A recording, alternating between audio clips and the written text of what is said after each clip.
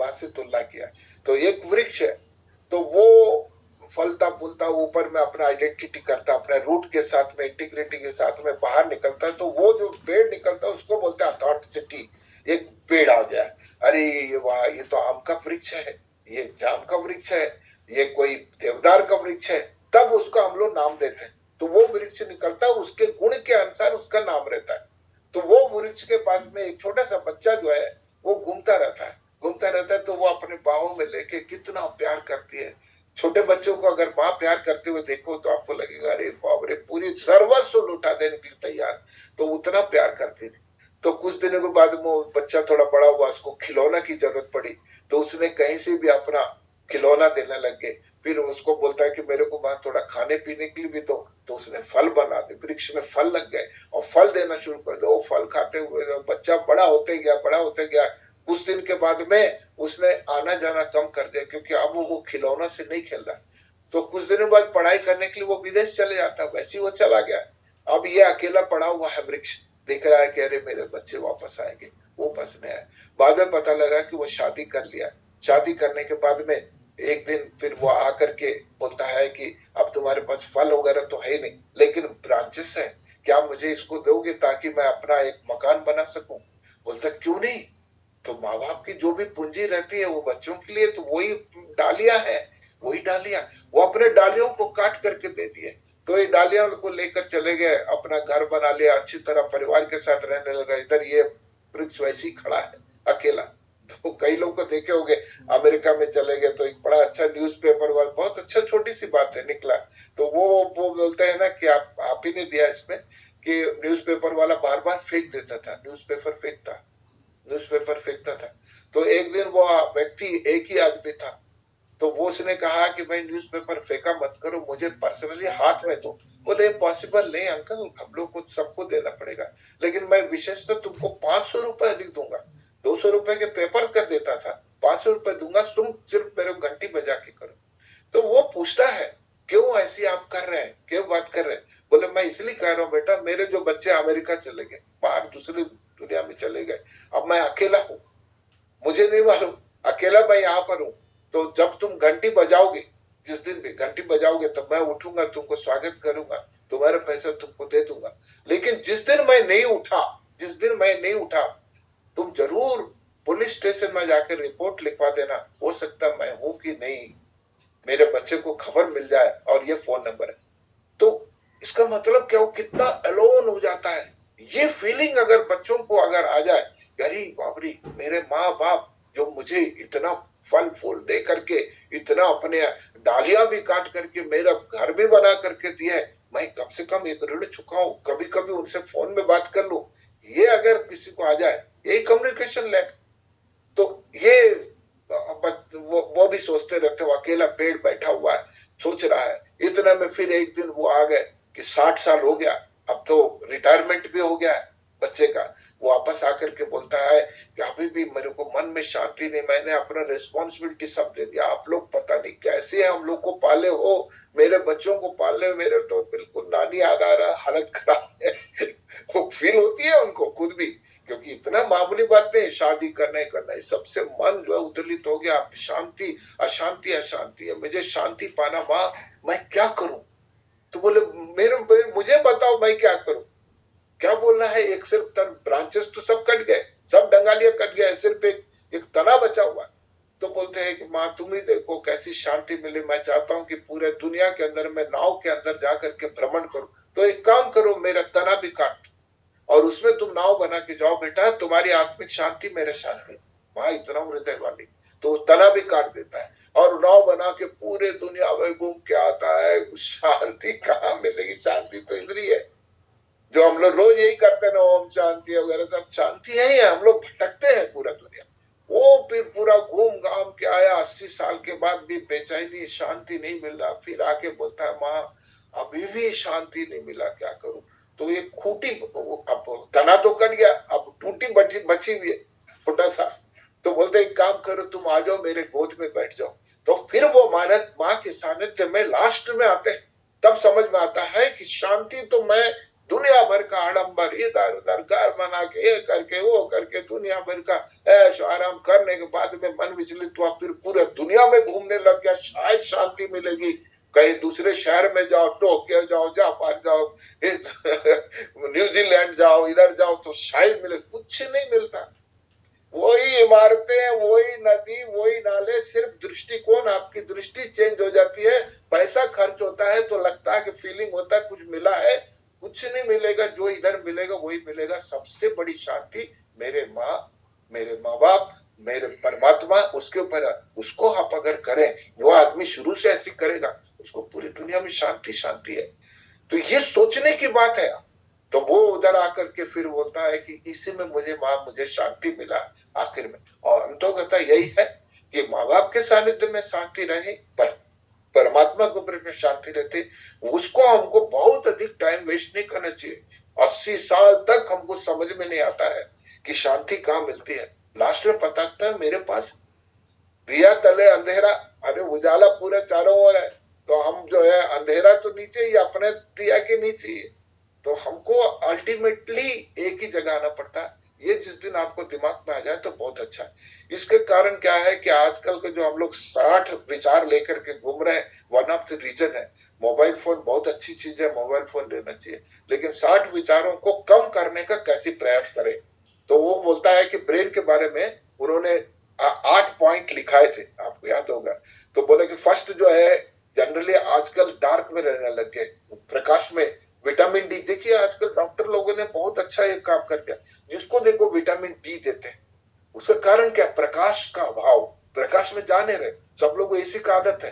थोड़ा सा आप धूप में चला दीजिए, या तो बेहोश हो जाएगा, तो दौड़ के आ जाएगा, अरे मेरे से नहीं जमता भाई, मैं जाता हूँ, क्योंकि आप विटामिन डी ले नहीं रहे।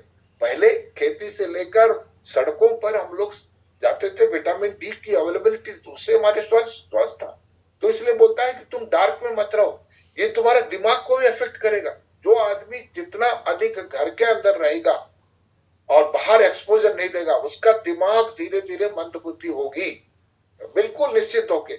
फिर दूसरा उसने बताया, देखिए पुअर स्लीपिंग, आजकल नींद ना आना, उसका कारण क्या है? फिर वही है, 60 विचार लेके जा रहे हैं, जबकि भगवान ने हमारे जो दिमाग को बायोलॉजिकल क्लॉक के अनुसार, ये देखिए यहाँ पर पिट्यूटरी ग्लैंड है, ये हाइपोथैलेमस है, ये पीनियल ग्लैंड है, ये है। तो आपको ये सब चीजों को तो ये उड़ रहा है, ये पूरा 50-60 विचारों से ऐसे ही उड़ रहा है, उसको पकड़ नहीं पा रहे। तो जब सोते हैं वो धीरे धीरे कूल डाउन होता है, यहां तक पहुंचता है। तब तक वो जो हमेशा जो भगवान ने जो प्रदत्त है, जो बायोलॉजिकल क्लॉक के अनुसार 28 से 30 विचार होना चाहिए, आजकल हम लोग को 60 विचार, क्योंकि हमारा फास्ट लाइफ हो गया, fast life, fast food, fast life, सब चीज फास्ट है। टीवी में देख रहे हैं तो इतना जल्दी जल्दी आता है, अगर कोई वीडियो गेम देखेगा तो इतना फास्ट है, कोई भी चीज को आप देखोगे ना फास्ट, और तुरंत जल्दी से चलो, जल्दी से खाओ, जल्दी से जाओ, हर चीज जल्दी जल्दी। तो विचार अधिक हो गए, विचार जितना अधिक होंगे उतना नुकसान है। तो नींद नहीं आएगी, नींद नहीं आई तुम्हारे एनर्जी नहीं बनेगी, एनर्जी नहीं बनी, धीरे धीरे तुम्हारा शरीर जो है ना क्षीण होते जाएगा। तो दिमाग सिर्फ एक, ये तीनों चीजें यहाँ पर जो बताए ना, इसलिए बिंदी लगाते, ये बहुत महत्वपूर्ण है। तो इसको करने के लिए विचारों को कम करना है। तो उसको वही बोलता है कि आप अधिक से अधिक जो है कि अपना स्लीपिंग हैबिट, क्वालिटी स्लीप आपका होनी चाहिए। तीसरा चीज वो बताया कि नकारात्मक विचार, हमेशा हम लोग बात करते हैं, तो नेगेटिव विचार जितना हो सके नकारात्मक विचारों को हम कम करें। तो नकारात्मक विचार ऐसे नहीं कि तुम निकाल सकते हो, तो पॉजिटिव विचार, जस्ट लाइक एक बाल्टी में अगर कोई कचरा पड़ा है, तो अगर मड पड़ा है, उसके अंदर में कीचड़ पड़ा है, तो वो धीरे धीरे निकलेगा बिना उल्टे। तो उसमें पानी, अच्छा पानी डालते जाइए, एक समय आएगा कि पूरा अच्छा पानी हो जाएगा, पूरा कीचड़ निकल। उसी प्रकार नकारात्मक विचार निकालने का और कोई उपाय नहीं, कोई इंजेक्शन से नहीं निकालेगा। पॉजिटिव विचार रोज हम लोग जैसे अभी 1 घंटा बैठते हैं, सकारात्मक विचार डालते जाइए, डालते जाइए, डालते जाइए, आपका नकारात्मक विचार निकलते जाएंगे, निकलते जाएंगे, बहुत फर्क पड़ेगा। तो नकारात्मक विचार में कैसे क्या फर्क पड़ता है आप देखिएगा। तो एक आदमी गुस्से में बहुत व्याकुल था, परेशान था, बोला साहब मेरे जिंदगी रुइन हो गई, मैं बहुत परेशान हूँ। आजकल सब लोग बोलने लग गए। मैं तो ये बोल रहा हूँ 10 साल के बाद में कोई डॉक्टर ने, सिर्फ एक जो है ना साइकिट्रिस्ट रहेगा, मनोविज्ञानी रहेगा, इतना अधिक लोग जो है ना इन विचारों के कारण पागल जैसे घूमते रहेंगे। वो खुद ही अपने खुद ही कर रहे हैं, डैमेज कर रहे हैं। अरे शांति से रहो, मस्त रहो, खुश रहो। कितना अभिलाषा, ये भी ले लो, वो भी ले लो। तो थोड़ा सा कम करो, विचारों को कम करो।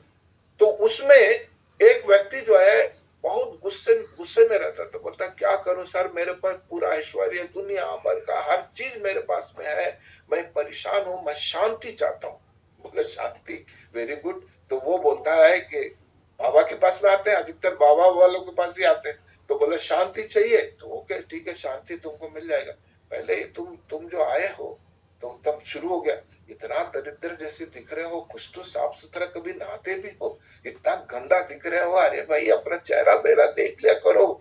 ऐसी निष्कृष्ट आदमी आज मैं पहली बार जिंदगी में देख रहा हूँ, दुनिया भर का सब उसने बोलते। जैसे बोला उसका दिमाग खराब हो गया। अरे यार इसके पास शांति तो है, ये क्या मेरे शरीर को लेके इतना बात कर। वो एकदम गुस्से बोला अभी मैं तलवार निकाल के तुमको मार दूंगा। तो फिर ये हंसते हुए धीरे से बोला ओके ओके शांत रहो, यही तो मैं टेस्ट कर रहा था, कितना तुम्हारे डिग्री बढ़ गया। अशांति का कारण क्या? मैं एक डॉक्टर हूँ। डॉक्टर जो है ना हमेशा टेस्ट करता है कि इसके अंदर कौन कौन से रोग है। दुनिया भर के लेबोरेटरीज में तो वैसे हम टेस्ट कर रहे थे तुमको। तो तुम्हारे पास में एक क्रोध वाला, जो गुस्से वाला है, बहुत बड़ी बीमारी है। उस बीमारी को निकालो, तब तुम स्वस्थ होगे, तभी तुम हंस पाओगे, तभी तुम उल्लास रहोगे। छोटी सी बात में अगर तुमको गुस्सा आ रहा है तो समथिंग रॉन्ग। तो कहने का मतलब है नकारात्मक विचार, मतलब नकारात्मक ये सब चीजें, काम क्रोध लोभ वगैरह, हम लोग को लगता है, हमको अगर आपको मैं पूछूंगा कैसे, नहीं सर हम तो बिल्कुल नॉर्मल है। अरे एक पागल भी नॉर्मल ही बोलता है।